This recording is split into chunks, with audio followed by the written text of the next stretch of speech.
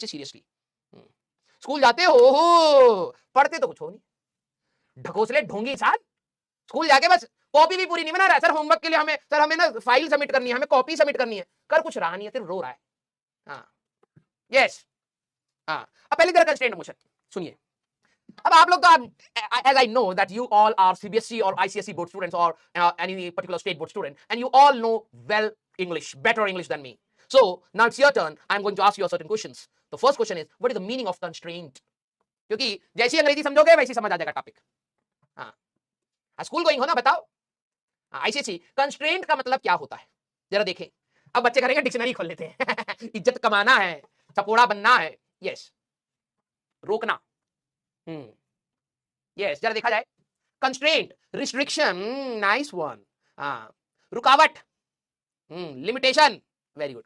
अगर आपको, कुछ बच्चे कह रहे पता नहीं है, भाई देख, जैसे तेरे पापा घर पर आते हैं ऑफिस से, तो क्या तू उस तरीके से फ्री मूवमेंट कर पाता है? नहीं। तू आराम से कुर्सी पर बैठ जाता है और अचानक से दुनिया का सबसे पढ़ने वाला बच्चे का ढोंग करने लगता है ना? बात तो यही है। अगर हमारी क्लास यही 8 बजे के बाद हो रही होती तो तुम्हारे पेरेंट्स जान जाते कि तुम कितने रियल, है ना?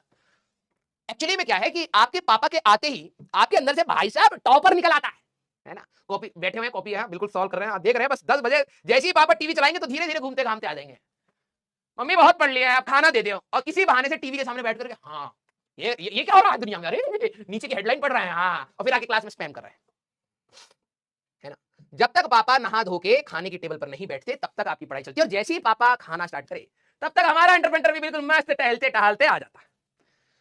पापा की प्रेजेंस में आपके ऊपर एक रिस्ट्रिक्शन थी कि आपको पढ़ना, आप बंद गए थे, भैया पढ़ो नहीं तो मारा जाओगे, है ना?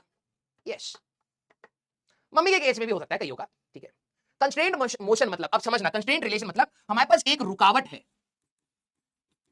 रुकावट बोलिए या बाधा बोलिए। देखो एक स्मूथ सरफेस है, ये रॉड यहां पर, जैसे मान लो आपने कई बार दीवार पे लैडर रखी है और आपने कई बार, मम्मी ने बोला जाके ये जो रॉड है दीवार पे लगाया, लगा के भाग गए, ट्यूबलाइट थी, ओट, और भाई साहब मम्मी ने वही मुंडी तुम्हारी पकड़ के उस ट्यूबलाइट में दे मारी। कितनी बार पिटे होगे रंग बिरंगे तरीके से, कोई कंगी से पिट रहा है, कोई बेल्ट से पिट रहा है, कोई पाइप से पिट रहा है। पाइप से कौन कौन पिटा है भाई? जो नहीं पिटे हैं बेटा तुम जानते नहीं हो, बेल्ट वेल्ट सब दूर भाई, वॉशिंग मशीन की जो पाइप होती है नचा देती है उसी समय जिसने खाई होगी ना आप में से, जिन्होंने वॉशिंग मशीन, अरे वाइपर वाइपर कुछ नहीं है चप्पल अप्पल।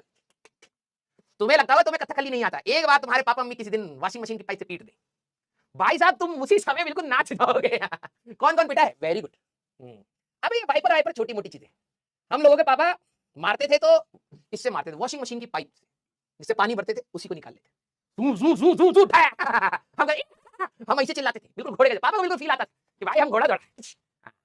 यस, तो वैसे ही बेटा आपको बोला गया कि एक रॉड यहां